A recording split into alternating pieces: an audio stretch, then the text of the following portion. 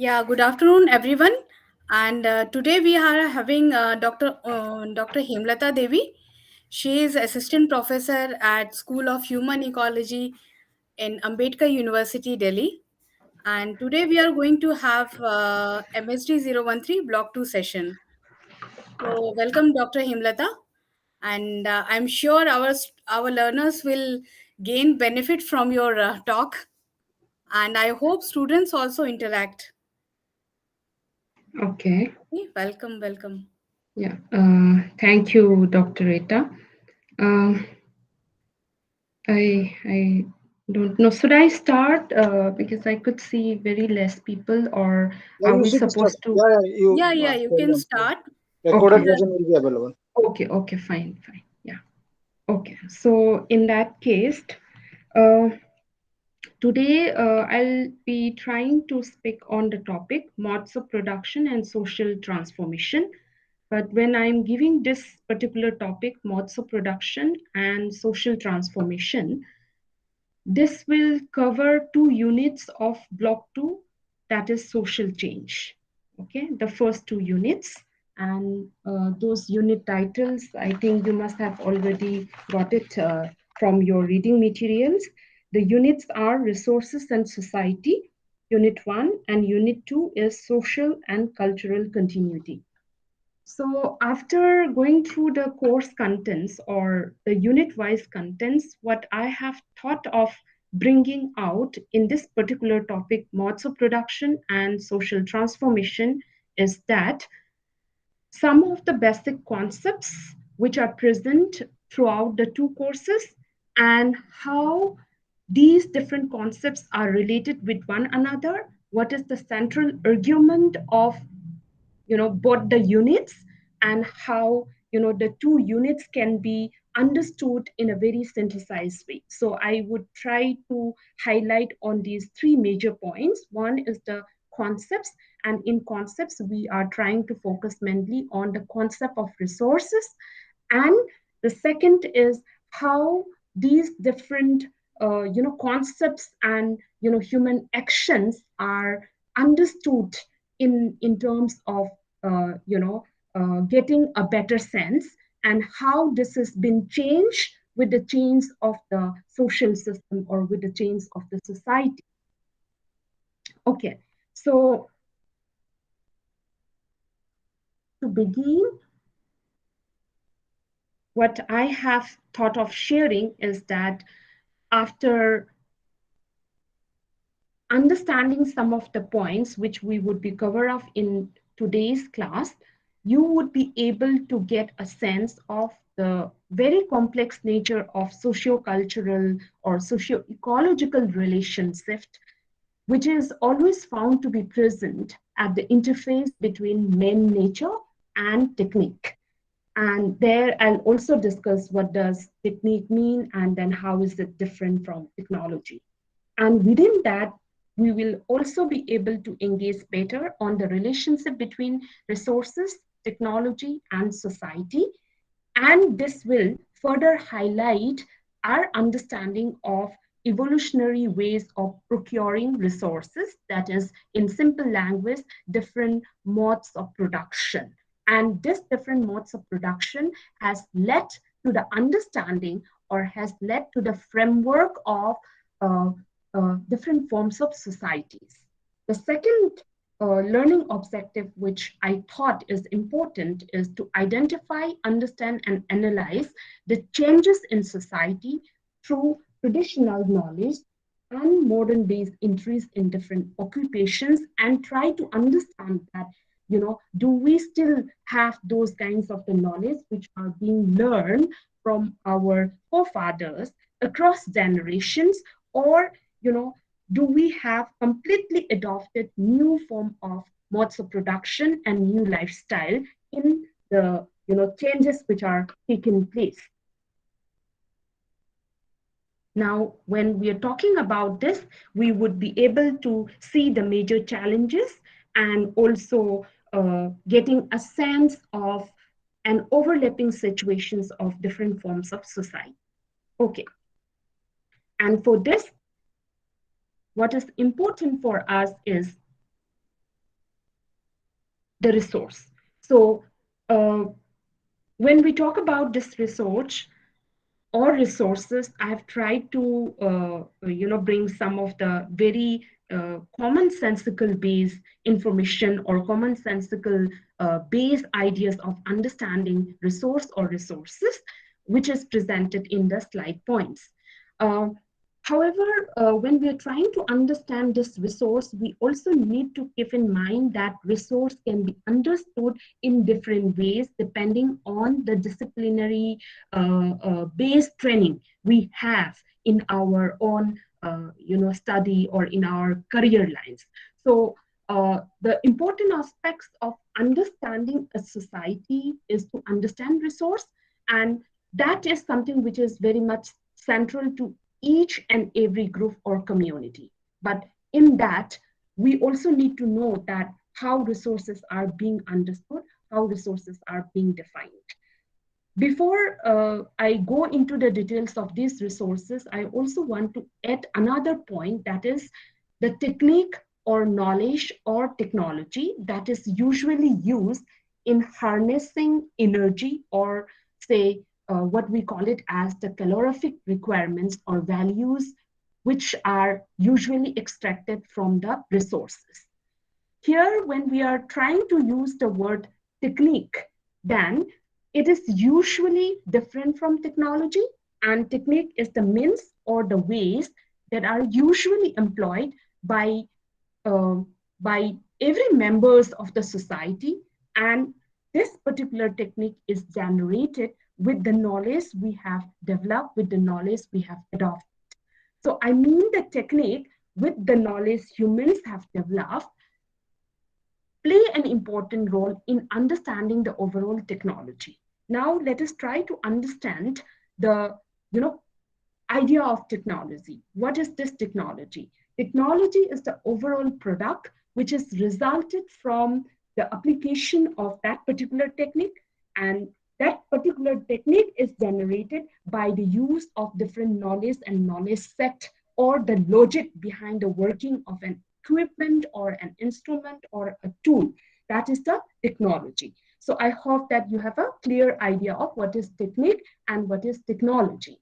Okay, technology is the overall product which will sort of play the logic behind the working of an instrument. But technique is that specific means or ways which are mainly employed by us in order to lead to an overall end product, that is technology.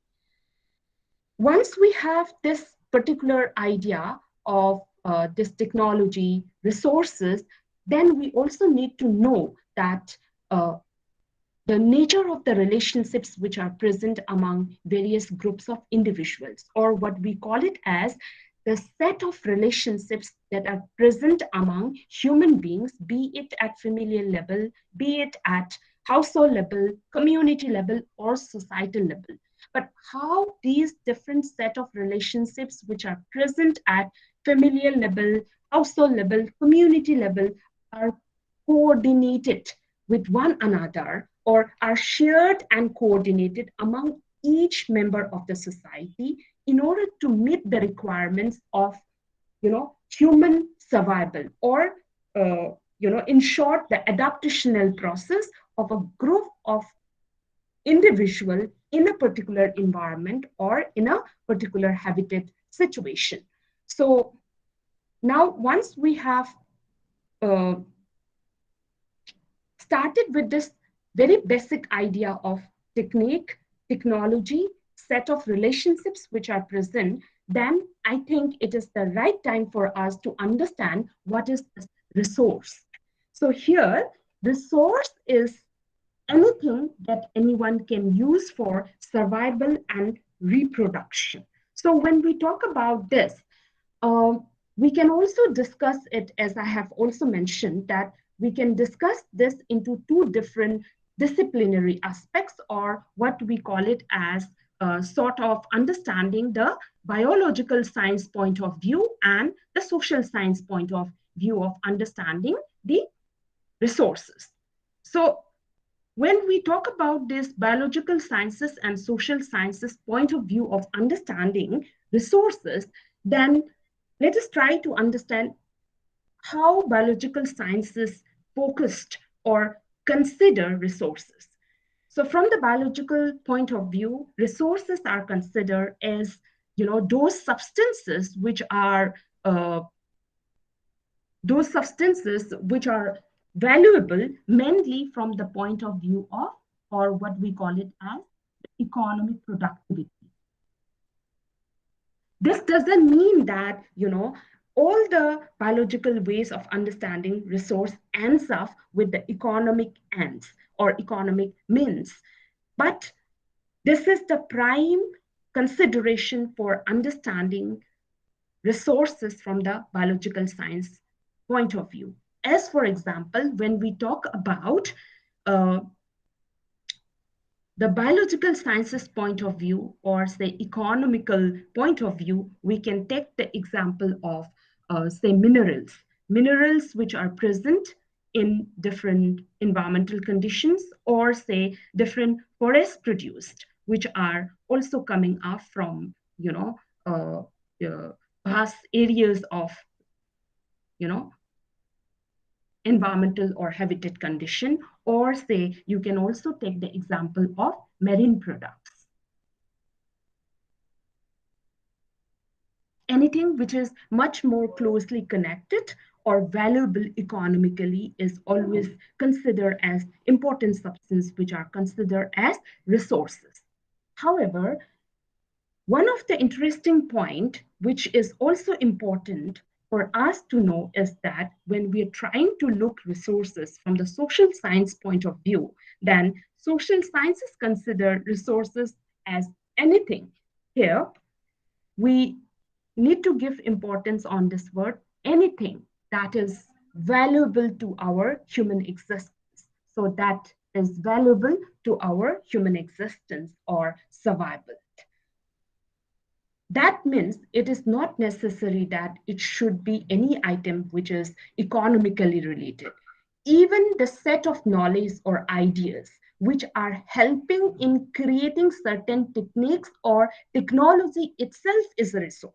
That means that set of knowledge or the ideas, your thought process itself can be counted under a resource, right? So the ideas, as it helps in acquiring that particular product or item, we can count it as a very important resource. As for example, we can take the example of socialization.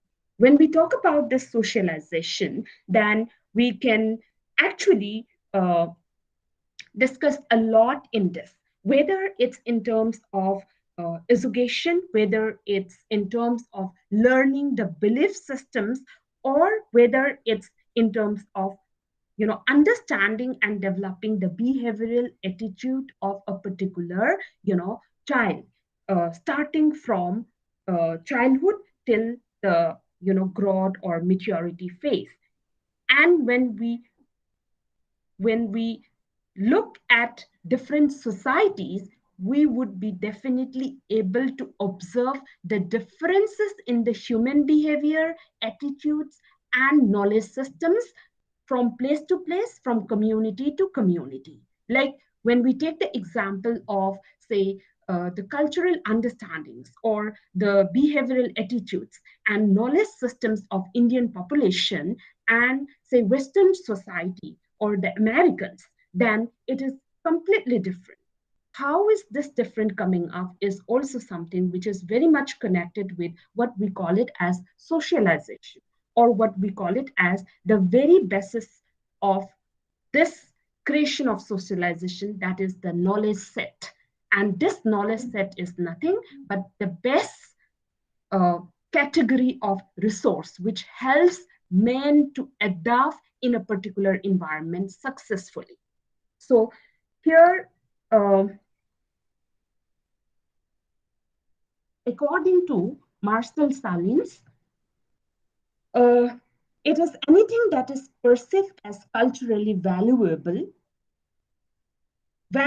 from the perspectives of humans. So the concepts of resource can be definitely varied, as we discussed, from discipline to discipline, from place to place, from community to community.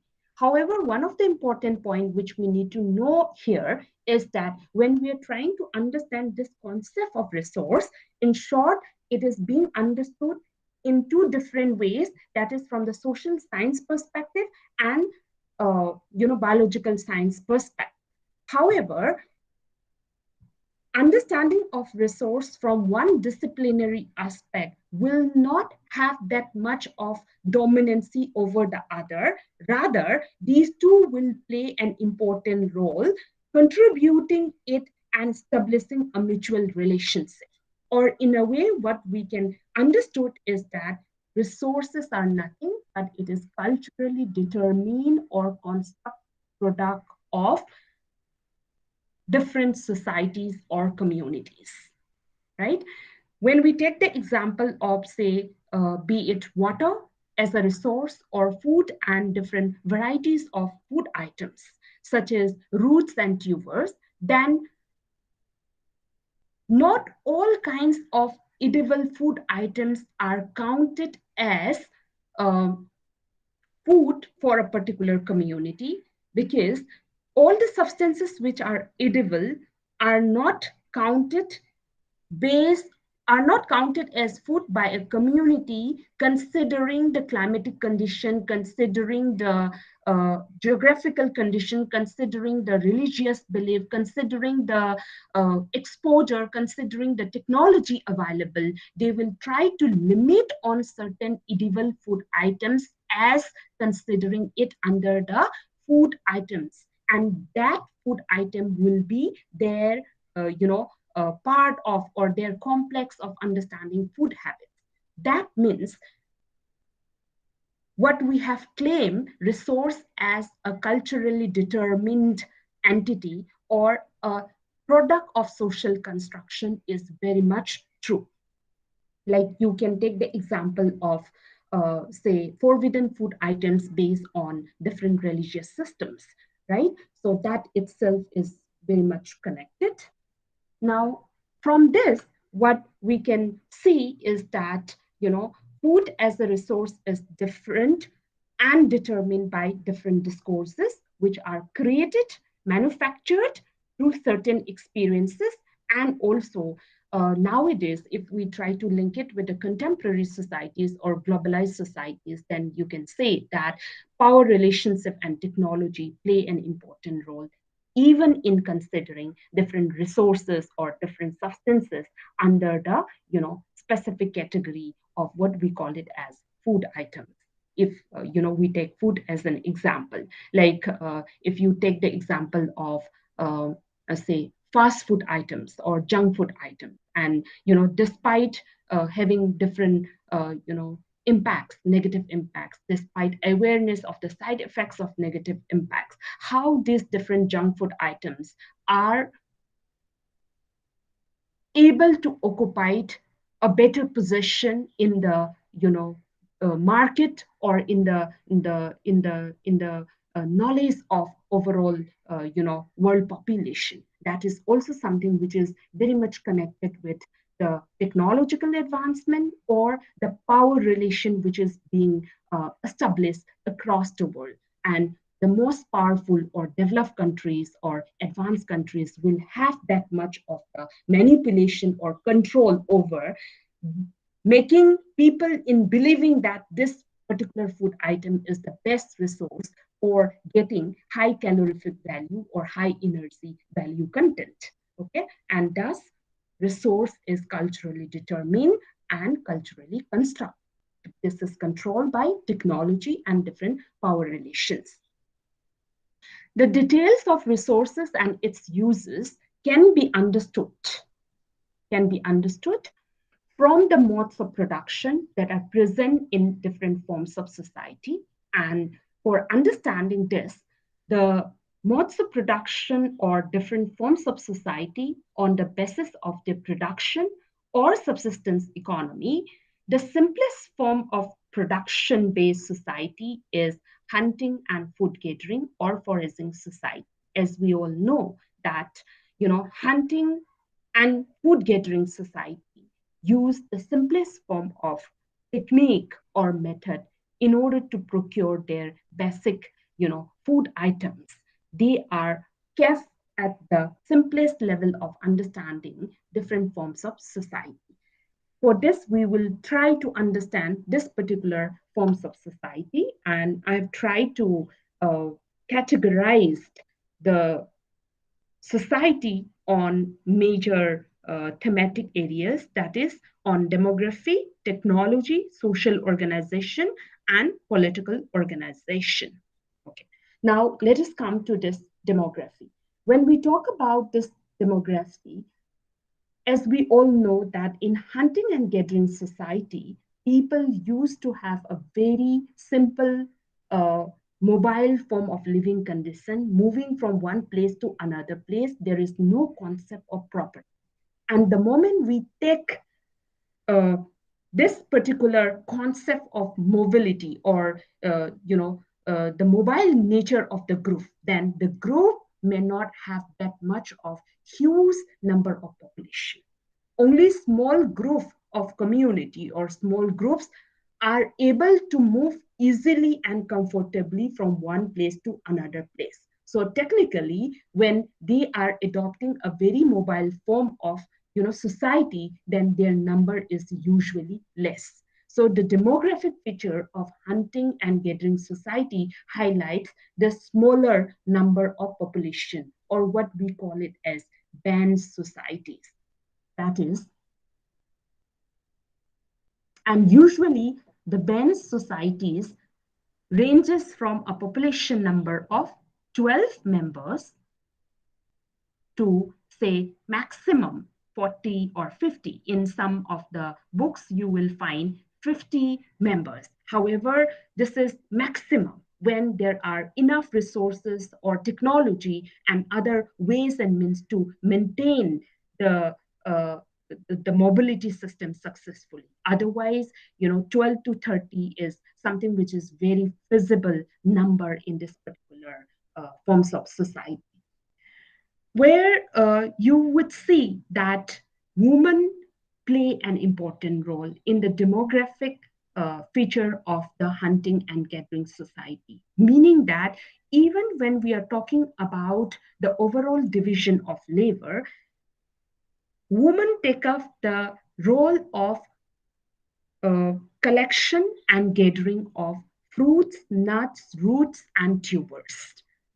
And this collection activities continues from morning till evening, while menfolk engage in hunting activities mainly. And we see that hunting is something which has happened occasionally. Reason being that if a hunting expedition is very successful, then they can actually take rest for 1 week or even 2 weeks. And by the time the meat which is being collected through hunting process is been finished, then they can start venturing into another form of hunting process. In this sense, then men folk do get enough leisure time. However, for women folk, roots, tubers, or fruits and nuts, these are the food items which are consumed on daily basis, and these are not food items which can be stored for more than 2 to 3 days. That means, they engage much more time in these activities. This has led women's responsibility more in this particular forms of society. So as they continue to move from day to evening in the collection of food items, they also take the own decision of giving birth to child, in the sense that continuous moving and collection process has hampered in bringing up or looking after the child, and this has considered as the best mechanism for controlling population among the hunting gathering society. And one of the important measure for controlling population size in hunting gathering society is the concept of quarantine, which we have been using these days, particularly in the current pandemic situation when a person is infected from COVID-19. But this concept has already been, existent among the hunting gathering, a very simple form of society which we always consider it as uncivilized or primitive form of society. But you can imagine that how this very simplistic, not so civilized society have already adopted the concept of quarantine while they, have diseases and illnesses. Anybody who would be suffering from certain diseases and illnesses, and there is a high chance of infection, or there is a uh, uh, state where they think that this person will not be able to recover, then they will isolate that particular individual from the group, or sort of what we call it as the isolation measure or quarantine process. And that also acts as one of the way of controlling the demographic or population size of the hunting and gathering communities. Now, coming to the next point of understanding hunting and gathering society is the technology or tool making capabilities. And whenever we talk about technology and tool making capabilities or knowledge, one of the important point which we need to know is that, no tool or no implement is considered as simple on the ground of this appearance. But, the importance which we need to give is on the efficiency of that particular tool. Thus, when we look at some of the tools which are very much common among the hunting and gathering societies are bow and arrow, or harpoons for the fishing activities, digging stick for some collection and taking out of roots and tubers. These are some of simple methods, but the efficiency of these simple technology or simple tools are so much that they were able to survive in a very successful way. That, sometimes the excess collection of food items led to creation of wastage in the surrounding area where they would be staying. And, from that time onwards, there is also a slight transition or slight way of uh, understanding change among the interactional process or among the functional aspects of this particular society. Because by the time food collection has been increased, and then consumption rate has been increased, the waste generation has also increased. That has led to some, area very unfit to settle for the long period, because they were not having that much of the concept of sanitation and hygiene. So being mobile itself is also something which is compelled by the way they actually try to maintain or exist in that particular environment, or the availability of the resources, because they cannot think of relying on those resources which are present nearby the area. Once those resources are completed, they have to move, to the other places. So simultaneously, you will see different factors present when we are trying to understand these characteristic features of hunting and gathering society. Moving on to the next point of understanding social organization, how they interact with one another, how they share their ideas or their resources. Okay, so here the social organization or the overall group's functionality is very much dependent on the kinship relationship, or say some of the close relationships which are developed through alliances, or say marriage, not only the blood relationship. This doesn't mean that there is complete absence of war, crime, fight, and all. These are also very much there, but being a small group and also moving from one place to another place, the conflict among different groups are usually avoided. Within the social organization, within the kinship membership that may be established through blood relationship, marriage relationship, or some kinds of alliances, one would be able to observe a lot of this sharing and cooperation, or exchanging items or gift giving culture.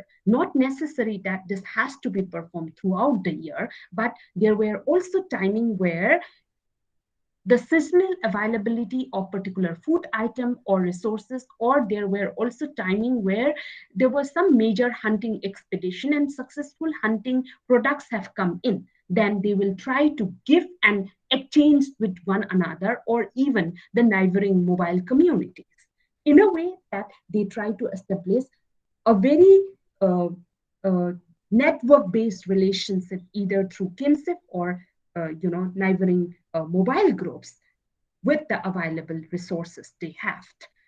Now, coming to the next point, that is political and economic organization. Okay, when we talk about this particular hunting and gathering society, we would hardly notice the presence of this very formal base authority who takes decision or who controls over the resources or uh, um, who supervises on the overall activities, or the hierarchies which are present is something which is not present in a very clear way. Rather, it's a group's initiative to sort of contribute at times of requirement based on the resource availabilities and all. So, in a way, you can see a more coordination present in this group. That doesn't mean that they do have a complete absence of these control and power relationships. In order to control it, they use a very indirect ways of uh, exercise under the roof, or what we call it as the informal sanctions. That is, one who was not following or one who was not performing the rituals, say gathering, collecting, hunting, and one who was not even caring to participate in those activities will be, ridiculed by the rest of the members or will try to be avoided. There would be sort of this non-cooperation, you know, uh, that has led to disaction, and that's how the group is controlled. And the more you've been rejected, then you will definitely try to be participate so that you become an accepted member in the group, right? And then give exchange is also another way of social alliances, and this is something which we can see taking different examples, among different hunting and gathering societies. But depending on the seasonality, festivities, they do these activities. Otherwise, give exchange is something which is not happen because of the limited resources, technology, and group size. So they are, in a way, you can say that very simple, static. But recently, if we try to understand the contemporary globalized world, such form of society, which are still relying on hunting and gathering society, has also recently become very dynamic. Sort of transformations in the mode of subsistence have come into the picture, like adoption of modern lifestyle instead of using very simple methods of storing their items. They have also adopted modern technologies like use of plastic items, or say in order to understand the influence of these modern societies and transformations, and also the dilemma the people must have faced in this phase of whether they should be accepting the modern products, modern resources, and technology. We can definitely think of connecting it with different sources, but I will also try to, bring this particular movie, Gods Must Be Crazy. That was something which is very interesting. How the African community considered the entrance of the modern Coca-Cola bottle, which has been, left from a helicopter, which has been dropped from a helicopter, and where there were no idea of how is this plastic item come into that particular natural habit, and how the appearance of that boat has led to different challenges and issues. But again, interesting thing is that how do they connect it?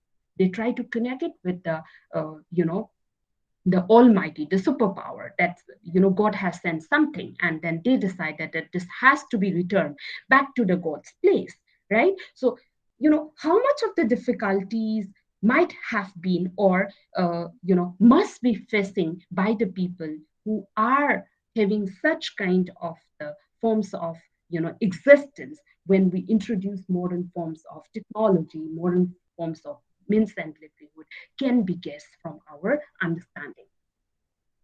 Now, the next mode of production which I want to take up is the uh, domestication of animals or pastoralism. But again, before we take up this, we also need to understand that changes in society has always happened due to population size and political and economic factors or increase in techniques. This has in turn led to the changes in the land and land use pattern. Even you take the example of this mode of production from hunting and gathering society to domestication of animals or pastoralism.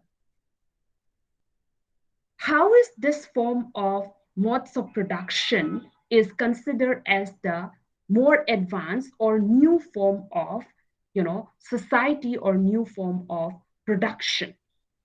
This can be connected to the changes in the land and land use pattern. So technological development has resulted into uh, the rate of production making surpluses. It gives rise to the concept of private property or cash economy. And simultaneously, population growth has come into the picture. And now population growth also plays an important role uh, in the overall production system, or it helps in the creation of the surpluses or resource extraction. And particularly in the early days, particularly polygyny was something which was considered as the basic requirement of a society to have a better, modes of production. Now, let us try to understand this domestication of animals or pastoralism. And when we talk about this, then it is considered that domestication is mainly originated in near and Middle East areas of, say, Arabian Peninsula, where specific climatic zones favoring the growth of pastures, but simultaneously there is also devoid of other resources or difficulties in the plantation and creation of other modes of production. Okay, now they are also called as transhuman. The pastoralist group are also called transhuman in a sense that they move from one place to another place along with their livestock. They are available particularly in savanna or say rolling grasses or mountainous area or semi-arid regions. So some of the transhuman population, if we take it from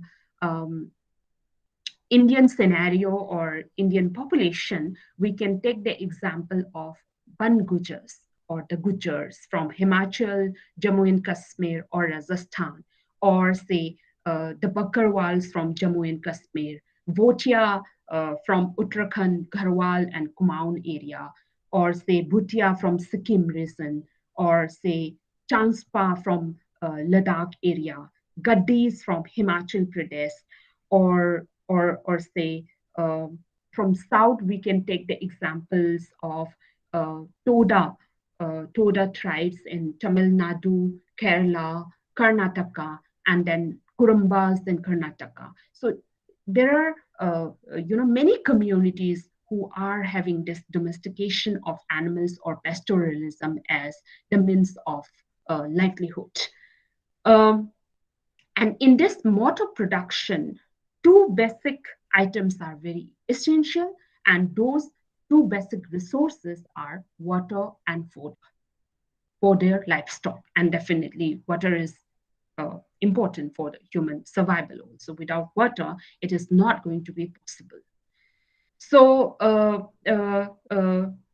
this is something which can be considered as the basis of understanding domestication of animals or pastoralism as a mode of production. However, when we talk about this animal and animal products, um,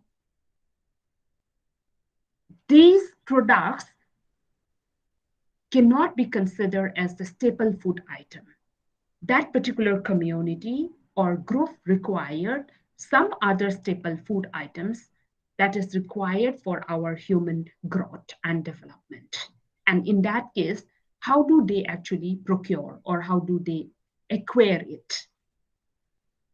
Uh, in earlier times, how they procure is through exchange method or gift giving, wherever they will pass through in search of their pasture. When they would be moving from one place to another place, they will meet different communities or different settlers.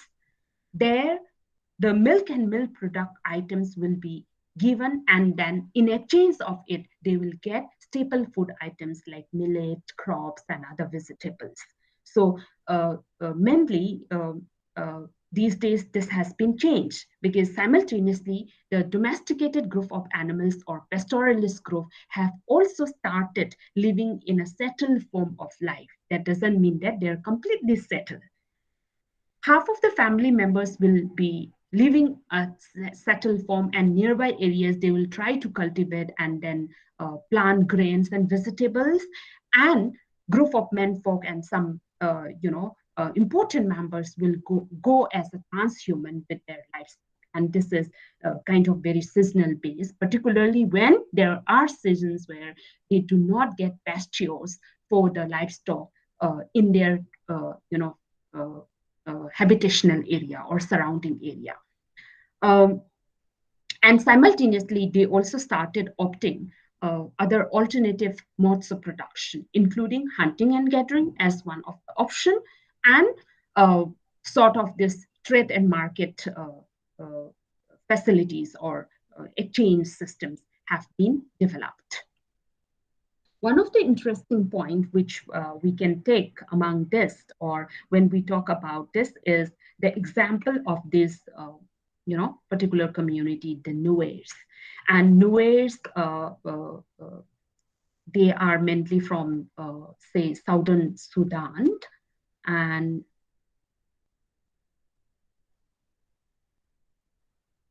this particular community is famous in the sense that um, uh, this particular community is being studied by an anthropologist, Evans Pritchard, in 1940.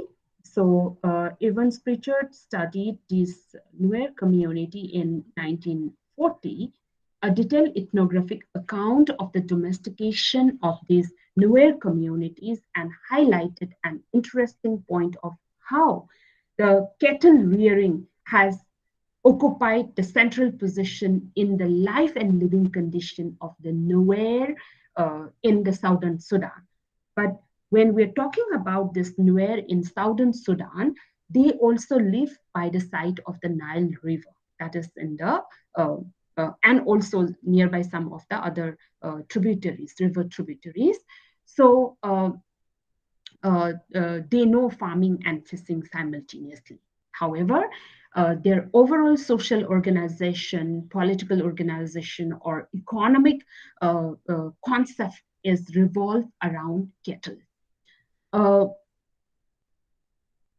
their life is very similar to that of the first, what we call it as the next mode of production, that is the agriculturalist. In fact, domestication of animals or pastoralism are considered as society that bridges between what might be called a hunting gathering society and a permanent agriculture.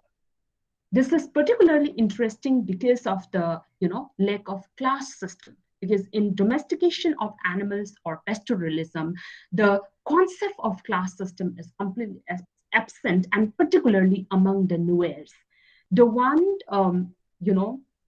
which is Nuer's economic life, which is related, is the absence of chieftainship or sort of democratic sentiments are always present in the life and living of the Nuer.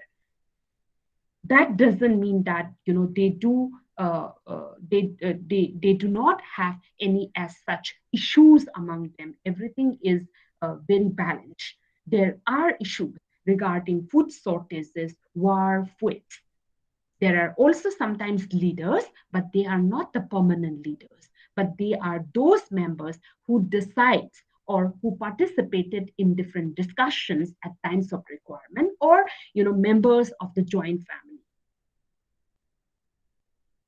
Now, what we can see as a change societal feature from hunting gathering society to domestication of animals or pastoralism is the presence of private property.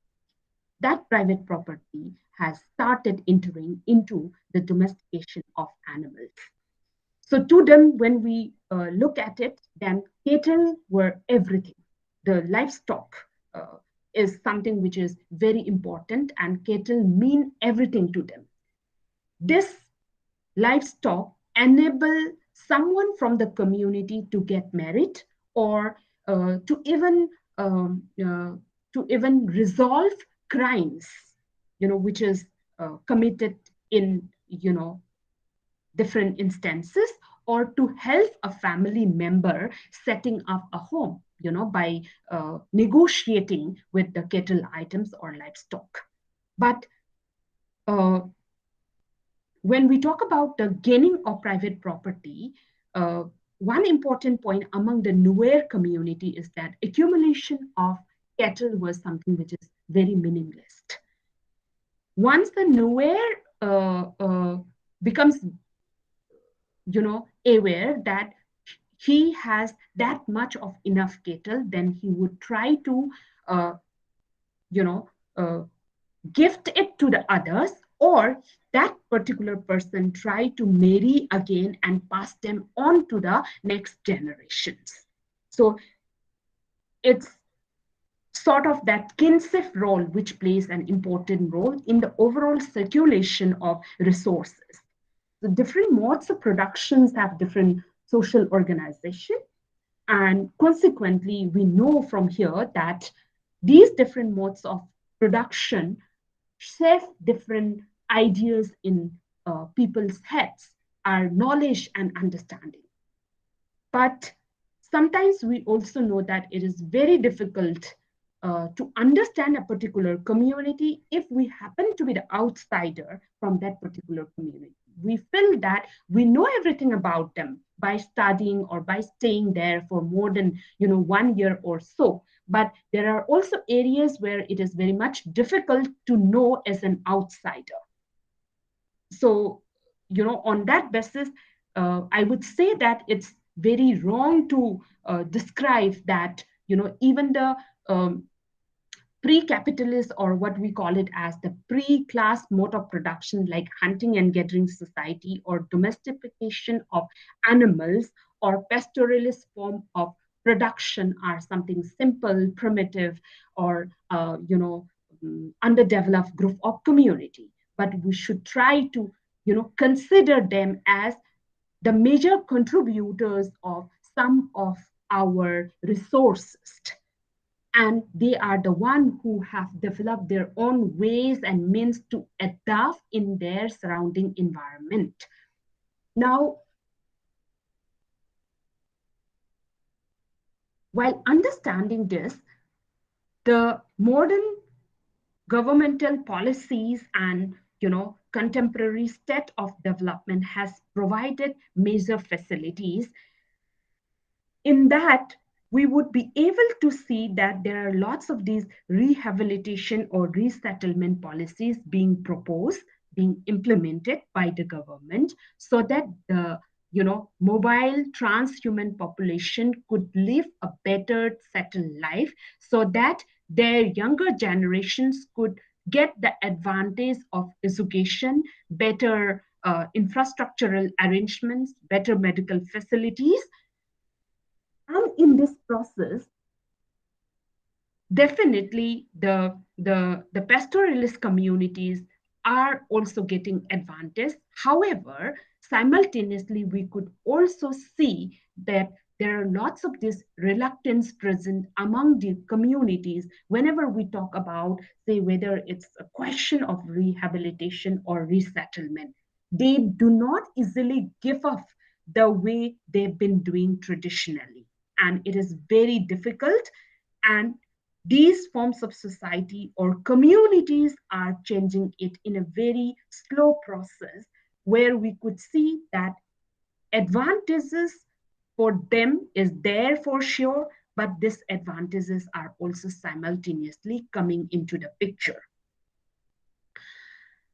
If we are trying to consider the traditional knowledge system of how the transhuman population try to maintain a balanced ecology or balanced socio-cultural system or balanced network of relationships, then I think in your reading also there were examples given taken from uh, uh, taken from Himalayan region and people from Tibet, how these pastoralist communities, how these mobile traders try to trade items while moving from one place to another place with their livestock, but how these movement of animal from one place to another place has been sort of questionable in the matter of policy making by the government or developmental projects or the so-called process of biodiversity conservation. And there are different narratives being created. One narrative says that they are the one who are destroying the balance of the environment, because in that process of moving they also consume lot or cutting trees and then destroying the uh, resources available in the forest, or important species are being affected. On the other side, there were also different studies or scholars looking after in support of pastoralists, where they are considered as the repositories of very old traditional knowledge, where which particular forest product will come by when, and which particular herbs and shrubs are useful for human health or survival. And even if they consume it uh, in their movement from one place to another place, they always use it in such a manner that these different resources will replenish automatically or spontaneously, and they know it, and so they claim that they are not the destroyer of the environment or forest products, but they are the one who are trying to preserve it, because some of the plants are something where you need to remove the buds, twigs, and its barks, otherwise its regrowth is hampered, right? So there are different arguments coming up, but we need to know that in this whole process, there are also lots of disadvantages being faced by the domestication of animals or the pastoralist communities, particularly, say, sort of sense of marginalization is being felt by these communities these days, and different social activists have started participating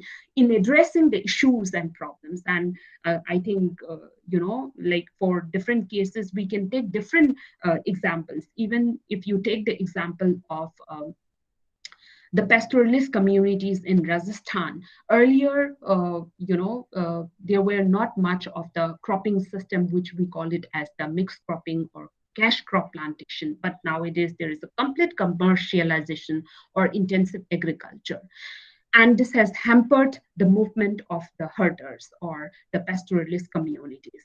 And government is also trying to actually bring different other developmental policies, or what we call it as modernist form of development, where the cash production or cash bash crop plantation is being encouraged to the people of Rajasthan, and simultaneously they give some subsidies to the herders and pastoralists also, because animal husbandry has become another very profitable base sector, for the government or for the market. So in that case, uh, they are helping. Definitely, policymakers are helping agriculturalists and the pastoralists, but simultaneously, you would see disadvantages, because they were not following the very traditional roots of, you know, pasture land, And there were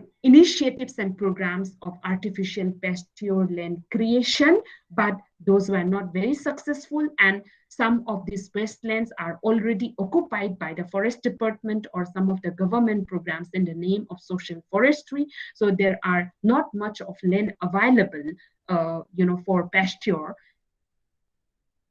that will help the pastoralist communities. And they have now started adopting, you know, very intensive based agriculture, but definitely shifting from one mode of production to another mode of production do have different, logistical based difficulties, whether it's in terms of the economic requirement, technological or knowledge requirement, or, in the overall understanding of the process.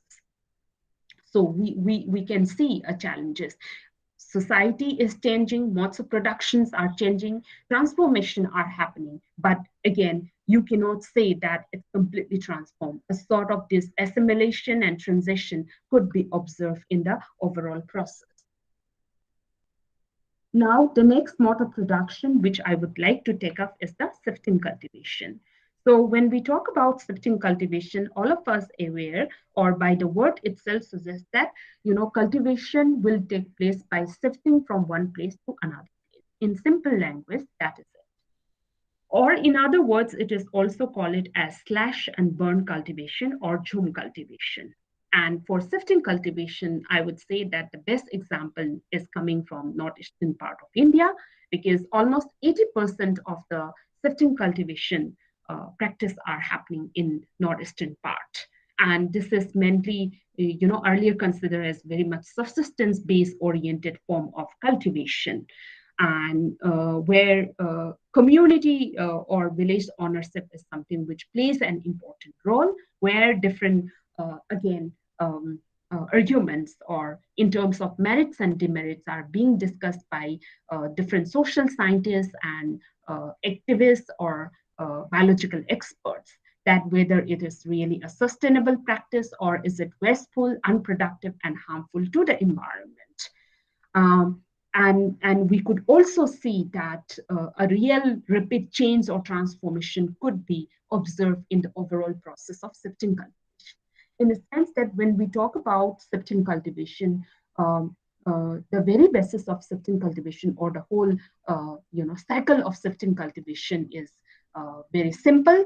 That at first a site will be selected, and that site would be clear, and say, suppose if a site is selected, it can be done on a community basis or on individual basis. But in northeast area, usually it takes place on a community basis on certain conditions, that every members of the household come and participate, and they clear and slash the lane, particularly in the month of November and January, and then they will leave that lane dry and decompose, and then March and April they will prepare for burning the dry twigs and trees out there. And then once this burning process has been completed, then distribution of land or preparation of land will take place. After the distribution of land has been happened among the household heads or houses in a particular village or community, then they will start plantation or showing in the, say, month of March to June. Say from March to June, they will try to plant, and it's kind of mixed cropping, and this actually helps in the nutrient regeneration.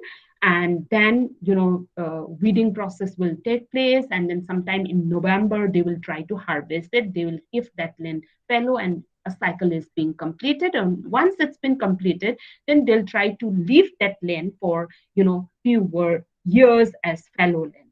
So earlier there used to be of say 10 to 15 years gap, but these days it's reduced to 5 to 6 years.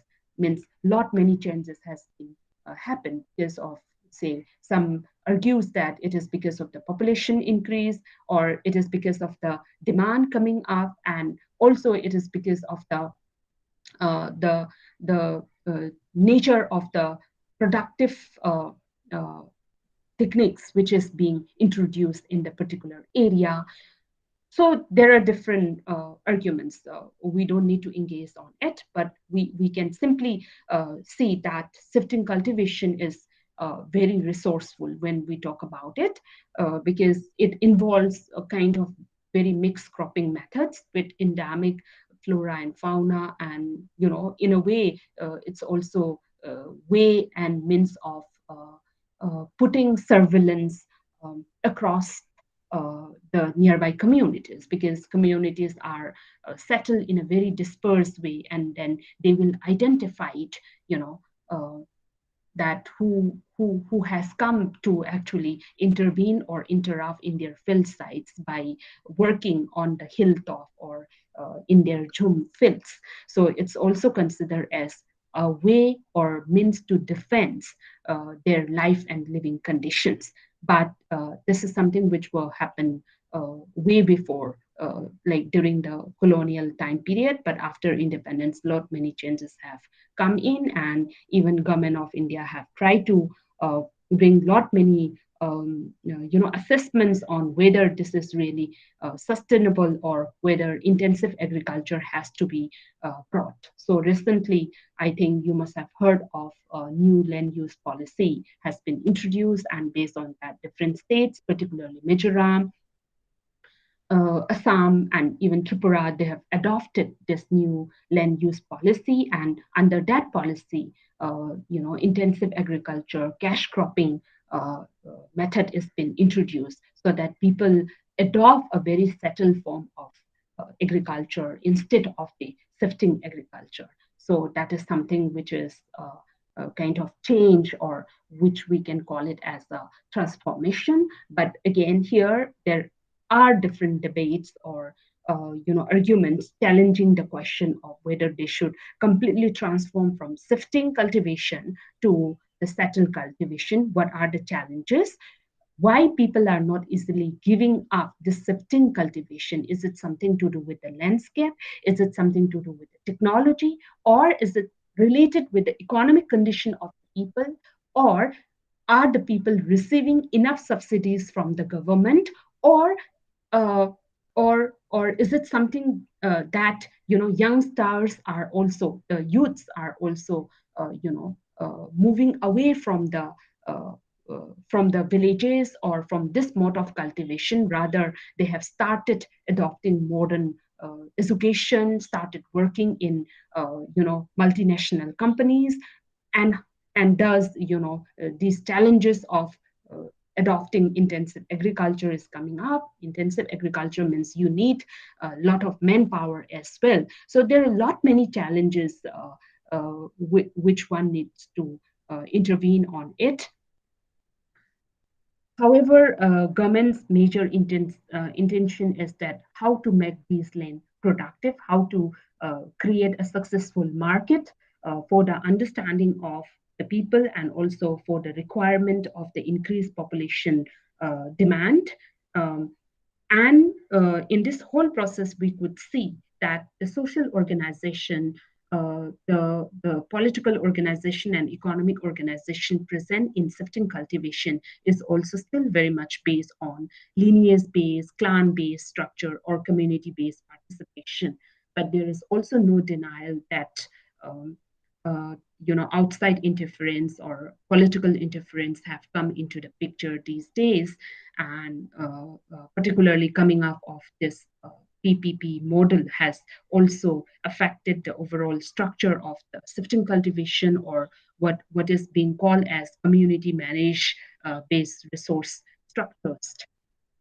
Now, the next point, which or next mode of production, which I want to take up here, is the wet cultivation and the growth of state. Now, after understanding this shifting cultivation, we know that for this wet cultivation, you need irrigation system or proper irrigation system and dam construction. And in this, there are lots of these, what do we call these subsidies and arrangements are being made by the government in different ways. Uh, this has simultaneously affected the life and living of the people, not only that it has affected the environment, but there are lots of displaced population or tribal displacement, which we've been hearing. Uh, but we know that wet cultivation is something which is becoming very important, and which is important in the sense that um, uh, authorities uh, or powerful people have taken the responsibility of supplying these technological requirements, and when they are putting a control over these resources, technology, and infrastructure, then at the end, they have also started controlling over the products or the items that has been produced from these form of cultivation. And in many of the areas, when we talk about cultivation, one would be able to see that many of the farmers involved in the cultivation are the wage laborers. They are not the owners, right? And owners are those who live somewhere far off places, and then they would be putting a control over them. Uh, and with the application of this irrigation method, construction of dam, one can see the presence of this increase in resources, and productivity has increased, means the market has become very productive. And this rise of trade and market play an important role in understanding the overall norms, regulations, and power structure present in the area. And so, when we talk about the forms of society which rely on wet cultivation, then the role of state is very important. Because in order to control these surplus resources, or in order to execute the market norms and regulations, state has taken different responsibilities, or different institutions are developed to look after these overall resource and resource management. And there we could see the question of accountability and transparency, or the general issues, or what we call it as the overall corruption, has led to food insecurity, particularly for those people who are really in need of the basic staple food items. State control and use of different approaches to development is something which is very much important, and which we can be connected with the new land use policy, or even the modernist approach, or say social forestry approach, where there was a study which was conducted by geographer and political ecologist Paul Robbins, who were studying on the agricultural practices in Rajasthan, and through social forestry, how the overall cash crop plantation in Rajasthan has changed, and state play an important role even in understanding the green spaces. Through social forestry, they have started introducing different species, or say plant species, in order to meet the requirement of highest number of forest canopy. And in that, what happened is that the invasive species introduction has led to the, the major problem in the overall crop plantation, because some of the invasive species were not in favor of allowing the growth of crop plantation, or underneath of that tree no other plant species were able to grow. So how different approaches of development, or the modernist approach of partitioning the forest land, agricultural land, means the very categorical way of segregating nature and landscape, has actually resulted into different conflicts and complications in the life and living of the, the, the cultivators or agriculturalists. So we can see very interesting competition or contestations coming up.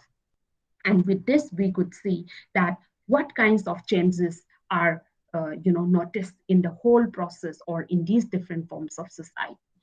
Now, going back to hunter-gatherer society, even hunting-gathering society have started adopting modern forms of livelihood, or modern appliances.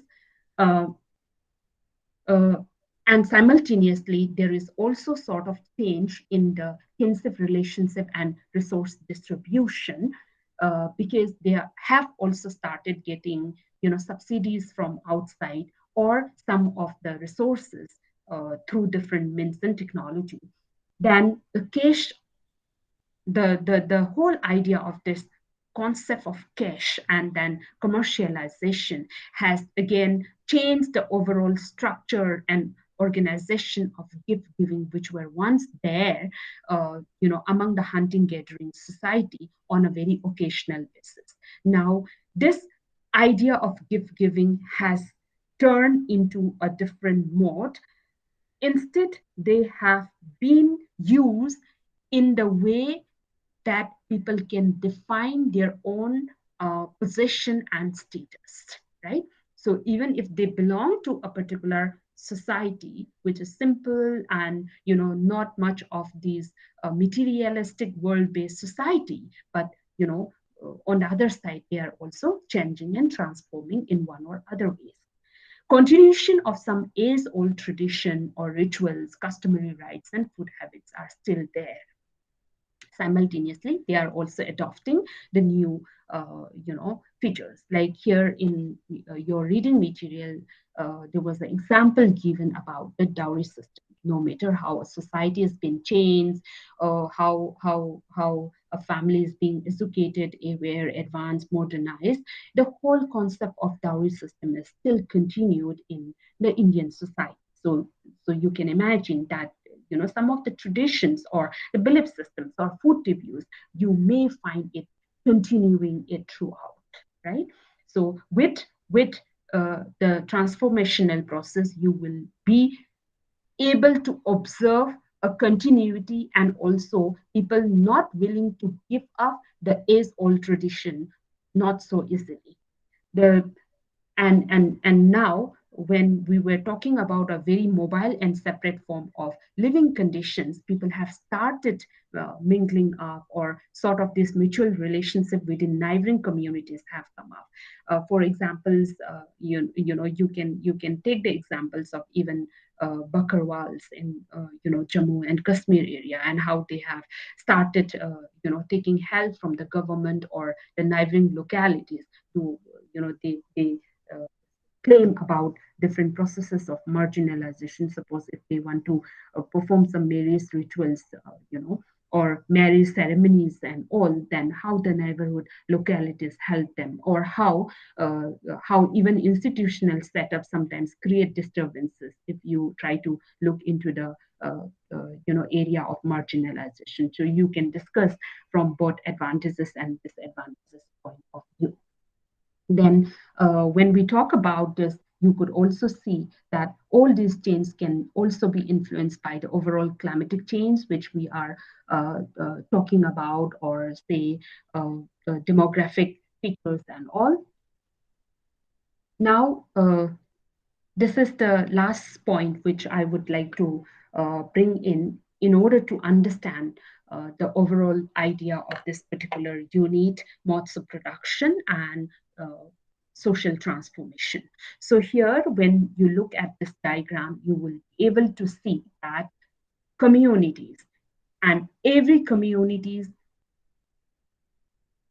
are changing in one or other form, and this which we can consider it, or which we can connect it with the process of development, right? And this development of different communities are influenced and controlled by these different factors. And particularly when we are talking about resources and modes of production, then it is important that how the dams and hydropower projects, which was also considered as one of the profit making process of the government, whether it's a state or central government, has actually impacted a lot in the life and living conditions of the different forms, whether it's hunting, gathering, or domestication of animals. Because some of the dedicated area where they used to, you know, uh, take advantage of this surrounding area have been suddenly become demarcated, and the communities have become sidelined. However, on the other side, you could also see that in this whole uh, construction or entry of development, communities do get some temporary benefits in the form of you know uh, jobs which are required at times of construction of dams and all, but these are all unskilled labor based jobs, which is quite temporary. On the other side, some of the area are also announced as reserve forest, or in the name of biodiversity, some of the area are announced as the protected area. This has again hampered the life and living conditions, and we have lot many cases uh, you know uh, on the conservation biological based study, that how different communities are deprived of their resources, particularly non-timber forest products. And this has led to what we call it as uh, the alternative option, or adjustment with the alternative option of what government has provided, that is rehabilitation and resettlement. And in this rehabilitation and resettlement, government thought of providing some of the health, some of the support system to these communities, and their cash crop plantation is also introduced, so that they also become part of the overall growth and development of a particular area. They also go with the rest of the other advanced form of society. And here simultaneously, you would see that every item and every aspect which has been mentioned out here, whether it's in terms of electric generation of electricity, whether it's conservation of a particular species, whether like say tiger or western tragopan, a bird, or say conserving a particular landscape, or providing resettlement, it's all being structured through the lens of commodifying different items and products, or what we call it as resources. And in this commodification of resources, uh, societies keep on changing from time to time, and those societies who are still struggling to give up the age old tradition are being advised by policymakers and social activists to adapt and also still continue with their age old tradition. And there are lots of these philanthropic societies or different NGOs are also helping them to adjust to this changing environment, so that they can transform, or they can accept new ways of living conditions. And thus, I want to conclude that no society is static, and thus assimilation becomes a characteristic feature. A society in the making and remaking of different modes of production, distribution, and consumption highlights a transformation of life and living condition, including the behavioral attitudes.